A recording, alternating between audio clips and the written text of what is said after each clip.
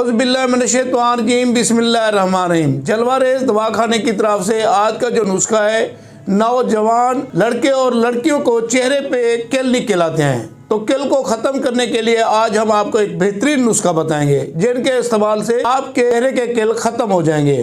किल निकलने के लिए कई वजूहत हो सकती है। तीन को मवारी का बंद हो जाना और बवासीर के खून बंद होने की वजह से भी किल निकल आते हैं, और नौजवान लड़कों को मैदे की खराबी, जिगर की खराबी, शराब कबाब का ज्यादा इस्तेमाल करना, इससे भी चेहरे पे किल निकल आते हैं। तो आपने करना क्या है? चेहरे के किल को खत्म करने के लिए आपने क्या करना है? आपने द्राक्ष सरस की छाल लेनी है और कुंजद सिया लेने हैं, यानी तिल सिया लेने हैं। इन दोनों को बारीक पीस कर पानी के अंदर लेप करके चेहरे के ऊपर लेप कर दें। इसी तरीके से कुछ अरसा करेंगे तो आपके तमाम किल खत्म हो जाएंगे और आपका चेहरा साफ हो जाएगा।